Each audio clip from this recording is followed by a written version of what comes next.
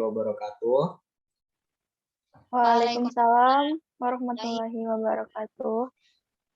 Yang terhormat kepada Ibu Rosita Putri Rahmi, SPD MPD, selaku dosen pengampu mata kuliah konsep dasar IPA di SD. Pada pagi ini akan dilakukan presentasi kelompok 8 yang membahas tentang perkembangbiakan tumbuhan dan hewan. Izinkan saya Muhammad Arya Fansuri Saputra selaku moderator terlebih dahulu memperkenalkan anggota kelompok saya. Yang pertama ada Isnadia Stari, yang kedua saya sendiri Muhammad Arya Fansuri Saputra, dan yang ketiga ada Ainun Nasri. Selanjutnya saya akan membacakan submateri pembahasan yang akan kami bahas. Yang pertama perkembangbiakan tumbuhan. Perkembangbiakan tumbuhan dibagi menjadi dua, perkembangbiakan generatif dan perkembangbiakan vegetatif. Perkembangbiakan generatif dibagi dua, yang pertama bunga dan yang kedua biji. Perkembangbiakan vegetatif dibagi dua, yang pertama vegetatif alami dan yang kedua vegetatif buatan. Perkembangbiakan hewan. Perkembangbiakan hewan dibagi menjadi dua, perkembangbiakan secara generatif dan perkembangbiakan vegetatif. Perkembangbiakan generatif dibagi menjadi tiga. Yang pertama bertelur atau ovipar, yang kedua beranak atau vivipar, dan yang ketiga bertelur dan beranak ovovivipar. Perkembangbiakan vegetatif dibagi menjadi tiga. Yang pertama tunas, yang kedua membelah diri, dan yang ketiga fragmentasi. Materi selanjutnya akan dibacakan langsung oleh Ainun Nasri. Baik, terima kasih moderator telah mempersilahkan saya untuk membacakan materi pada hari ini. Yang pertama, perkembangbiakan tumbuhan. Ada banyak jenis tumbuhan di sekitar kita. Ada tumbuhan yang sengaja ditanam dan ada juga tumbuhan liar. Tumbuhan memiliki cara yang berbeda-beda dalam perkembangbiakannya. Tumbuhan dapat berkembang biak melalui dua cara, yaitu secara generatif atau perkawinan dan vegetatif atau tanpa perkawinan. Tumbuhan yang memiliki bunga akan berkembang biak secara generatif, sedangkan tumbuhan yang tidak memiliki bunga berkembang biak secara vegetatif. Next.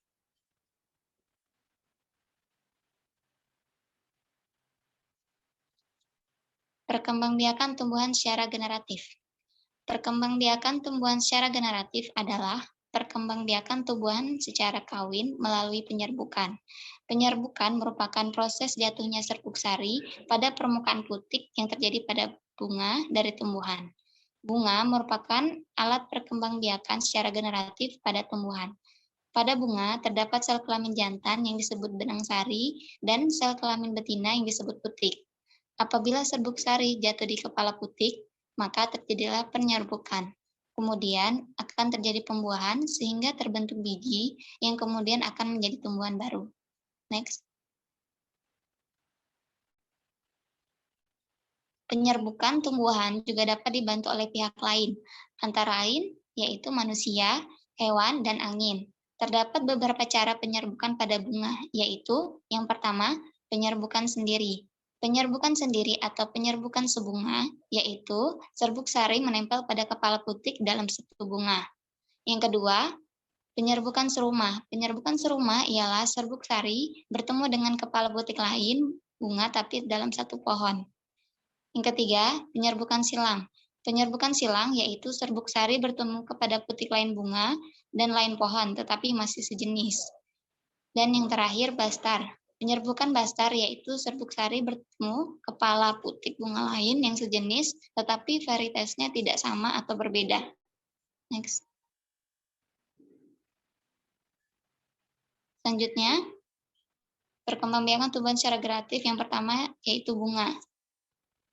Ada gambar yang pertama ada mahkota, kepala sari, benang sari, kepala putik, tangkai putik, kelopak, bakal biji, dasar bunga, tangkai bunga.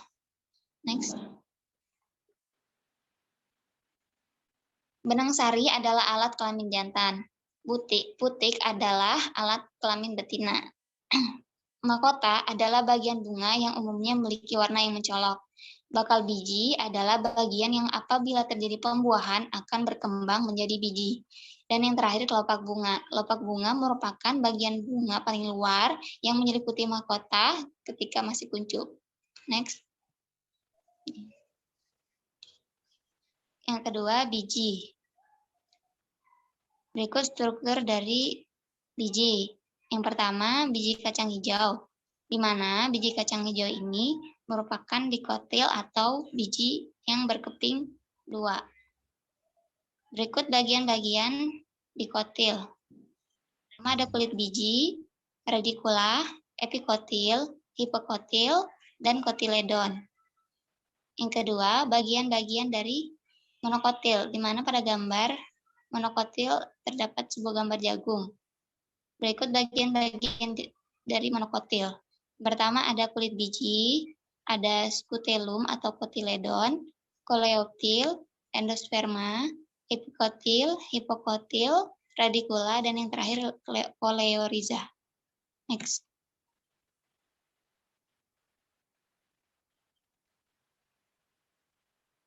Berikut gambar dari struktur biji.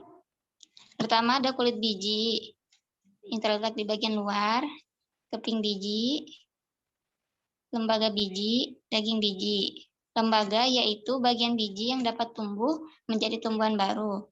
Keping biji yakni cadangan makanan pada saat biji sedang berkecambah dari luar biji, sehingga menyerap makanan yang tersedia pada keping biji. Next. Yang kedua, perkembangbiakan tumbuhan secara vegetatif. Perkembangbiakan vegetatif adalah perkembangbiakan secara tidak kawin pada tumbuhan. Pada perkembangbiakan secara vegetatif, yang ditanam adalah bagian dari tubuh induknya, seperti batang, umbi, akar tinggal, geragi, tunas, atau daun. Perkembangbiakan vegetatif dapat berlangsung secara alami dan buatan. Perkembangbiakan vegetatif alami antara lain menggunakan umbi lapis, umbi batang, umbi akar, akar tinggal, geragi, tunas, tunas adventif. Perkembangbiakan vegetatif buatan dapat dilakukan melalui beberapa cara, yaitu melalui stik, batang, cangkok, okulasi, sambung, dan sebagainya. Next. Yang pertama, vegetatif alami. Perkembangbiakan vegetatif merupakan perkembangbiakan pada tumbuhan yang terjadi dengan sendirinya tanpa bantuan manusia, dinamakan vegetatif alami. Berikut ini macam-macam perkembangbiakan vegetatif alami, yaitu umbi, tunas, akar, geragi, tunas adventis, dan spora. A. Umbi. Ada 3 jenis perkembangbiakan dengan umbi, yaitu umbi lapis, di mana pada gambar umbi lapis terdapat gambar bawang merah. Yang kedua, umbi batang, di mana pada gambar terdapat gambar kentang. Dan yang terakhir, umbi akar, di mana pada gambar terdapat gambar wortel. B. Tunas. Tunas muncul pada pangkal batang tanaman induk. Tunas akan tumbuh menjadi tumbuhan baru. Contohnya antara lain pisang, bambu, dan tebu. Pada gambar terdapat tunas pada pohon pisang. C. Akar. Tinggalnya akar tinggal adalah pada batang yang terdapat di dalam tanah. Batang tersebut berruas-ruas dan tumbuh mendatar. Di setiap ruas akan tumbuh akar. Tunas ini dapat tumbuh menjadi tumbuhan baru. Contohnya lengkuas. Pada gambar terdapat lengkuas. Akar dari lengkuas. Next. D. Geragi. Geragi atau stolon adalah batang yang menjalar di atas tanah. Batang tersebut berruas-ruas. Pada setiap ruasnya dapat tumbuh tunas yang kemudian tumbuh menjadi tumbuhan baru. Contohnya stroberi. Pada gambar dapat geragi pada stroberi. E. Tunas adventif. Tunas adventif adalah tunas yang tumbuh tidak di ujung batang dan ketiak daun. Tunas tumbuh pada bagian tumbuhan yang biasanya tidak bertunas seperti daun dan akar. Contohnya pada cocor bebek. Pada gambar terdapat cocor bebek. F. Spora. Spora adalah alat perkembangbiakan yang terdiri atas satu atau beberapa sel. Ukuran spora ini sangat halus dan mudah terbawa oleh angin atau hewan. Contohnya lumut. Berikut pada gambar spora pada tumbuhan paku. Next, vegetatif buatan. Perkembangbiakan vegetatif buatan adalah perkembangbiakan secara tidak kawin yang dilakukan melalui bantuan manusia. Tanaman tertentu sengaja dikembangbiakan dengan rekayasa dengan tujuan untuk mendapatkan hasil yang lebih baik. Terdapat beberapa macam perkembangbiakan vegetatif buatan, yaitu yang pertama stek, yang kedua cangkok, yang ketiga okulasi atau menempel, dan yang terakhir enten atau menyambung. Next. A. Cangkok. Mencangkok merupakan perkembangbiakan vegetatif yang bertujuan untuk memperbanyak tanaman yang memiliki sifat yang sama dengan induknya dan cepat menghasilkan. Contohnya, pada tanaman mangga serta jambu air. Pada gambar, terdapat cangkok pada tanaman mangga. Yang kedua, B. Stik. Stik dilakukan dengan menanam bagian potongan tumbuhan. Bagian potongan tumbuhan yang dipotong dapat berupa batang, daun, atau akar. Contohnya pada tanaman cocor bebek. Berikut gambar stek pada batang pada ketela. Yang kedua, stek daun pada tanaman cocor bebek. Dan yang terakhir stek akar pada sukun. C. Okulasi. Okulasi adalah mengembangbiakan tanaman dengan cara menempelkan calon mata tunas suatu pohon ke batang pohon lain yang sejenis, misalnya pada belimbing. Contohnya pada gambar okulasi pada belimbing. Next. D. Menyambung atau enten. Menyambung adalah cara mengembangbiakan tanaman dengan cara menyambungkan bagian pucuk dahan atau pohon ke dahan yang lain tanaman yang sejenis, misalnya pada tanaman ubi dan kopi. Pada gambar, menyambung pada tanaman karet. E. Merunduk. Merunduk dilakukan pada cabang tumbuhan yang menjalar. Cabang dirundukkan dan ditimbun tanah. Akar akan tumbuh dari cabang yang tertimbun tanah. Apabila akar sudah banyak, cabang dapat dipotong dari induknya. Contohnya, pada tanaman alamanda. Pada gambar, merunduk pada bunga alamanda. Selanjutnya, saya kembalikan kepada moderator. Baik, terima kasih kepada Ainun Nasri. Materi selanjutnya akan dibacakan oleh Isna Diastari. Saya persilahkan. Terima kasih pada moderator yang telah memberikan waktunya. Yakni, saya akan melanjutkan materi yang sebelumnya telah dibacakan oleh Ainun Asri. Selanjutnya, perkembangbiakan hewan. Hewan berkembang biak dengan cara yang berbeda-beda. Namun, secara umum terdapat dua macam cara hewan berkembang biak, yaitu dengan berkembang biak secara kawin dan perkembangbiakan secara tak kawin. Perkembangbiakan dengan cara kawin disebut generatif, sedangkan perkembangbiakan secara tidak kawin disebut dengan perkembangbiakan vegetatif. Perkembangbiakan secara generatif. Perkembangbiakan secara generatif, kawin melibatkan sel kelamin jantan dan betina. Jika kedua sel kelamin bertemu, maka akan terbentuk individu baru. Ada 3 cara perkembangan generatif, yaitu ovipar, bertelur, vivipar, beranak, dan ovovivipar, bertelur dan beranak. Ovipar, bertelur. Perkembangbiakan hewan dengan cara bertelur disebut ovipar. Hewan yang bertelur ialah hewan betina yang biasa dinamakan induk. Hewan ovipar akan mengeluarkan telur dari dalam tubuhnya. Di dalam telur terdapat embrio. Embrio memperoleh cadangan makanan. Telur akan menetas dan menghasilkan individu baru. Ciri-ciri hewan ovipar yakni mengerami telurnya, tidak memiliki daun telinga, tidak memiliki kelenjar susu, dan tidak menyusui anaknya. Contoh hewan ovipar yakni kelompok unggas seperti ayam, bebek, dan lain sebagainya.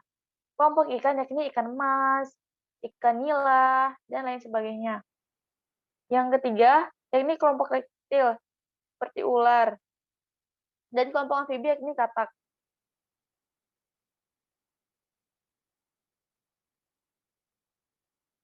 Vivipar melahirkan.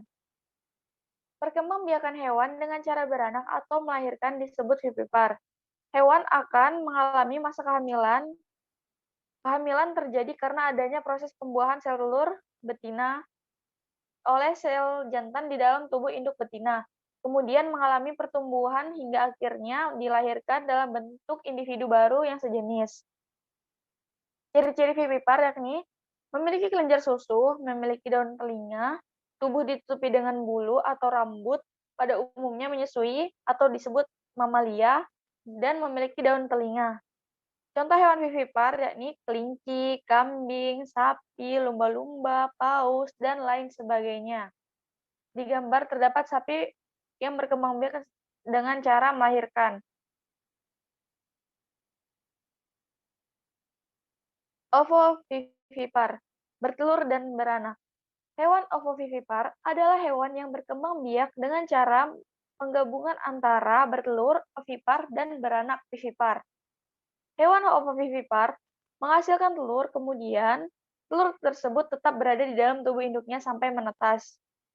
Lalu, sang induk akan mengeluarkan atau melahirkan dalam bentuk individu baru yang sejenis. Embrio hewan ovovivipar tidak diperoleh langsung nutrisi dari tubuh induknya, tetapi memanfaatkan nutrisi yang terdapat di dalam telur yang mengandung cadangan makanan.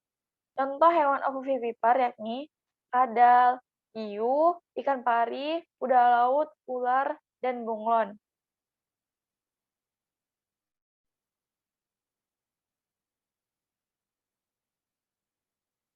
D. Perkembangbiakan hewan secara vegetatif. Perkembangbiakan vegetatif tidak memerlukan sel kelamin. Individu baru bisa muncul dengan beberapa alat perkembangbiakan berikut. Yang pertama, tunas, yang kedua, membelah diri, dan yang ketiga, fragmentasi.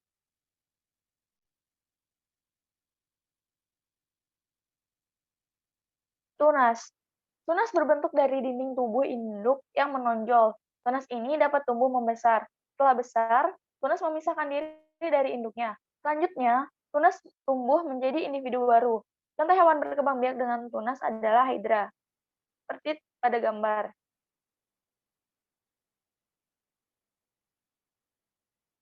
Yang kedua, membelah diri. Beberapa hewan berkembang biak dengan membelah diri adalah amoeba. Amoeba adalah hewan bersel satu. Ukuran amoeba sangat kecil dan tidak terlihat. Amoeba dapat dilihat dengan menggunakan mikroskop. Amoeba dapat membelah diri menjadi dua bagian dengan susunan yang sama.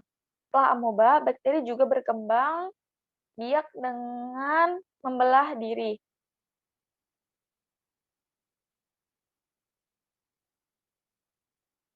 Yang ketiga yakni fragmentasi.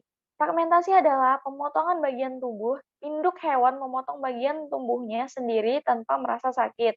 Selanjutnya, potongan tersebut tumbuh menjadi individu baru.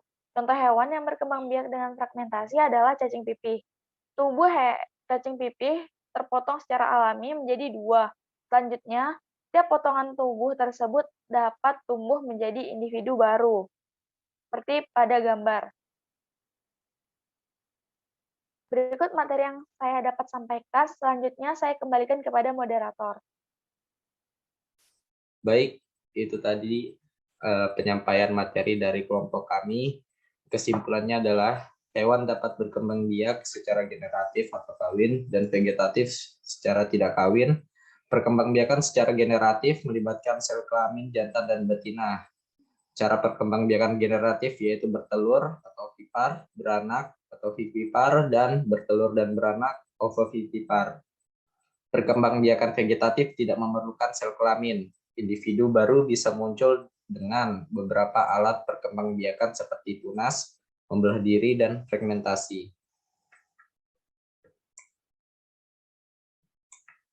Tumbuhan dapat berkembang biak melalui dua cara, yaitu secara generatif atau perkawinan dan vegetatif atau tanpa perkawinan. Tumbuhan yang memiliki bunga akan berkembang biak secara generatif, sedangkan tumbuhan yang tidak memiliki bunga berkembang biak secara vegetatif. Bunga merupakan alat perkembangbiakan secara generatif pada tumbuhan, karena terdapat sel kelamin jantan yang disebut benang sari dan sel kelamin betina yang disebut putik. Perkembangbiakan vegetatif dapat berlangsung secara alami tanpa ada bantuan manusia dan bantuan yang sengaja dikembangbiakan dengan rekayasa dengan tujuan untuk mendapatkan hasil yang lebih baik. Baik, itulah presentasi dari kelompok kami, kelompok 8. Saya selaku moderator beserta anggota kelompok memohon maaf apabila terdapat kesalahan yang disengaja maupun yang tidak disengaja. Dan kami mengucapkan banyak terima kasih. Sekian dari kelompok kami. Wassalamualaikum warahmatullahi wabarakatuh. Waalaikumsalam warahmatullahi wabarakatuh.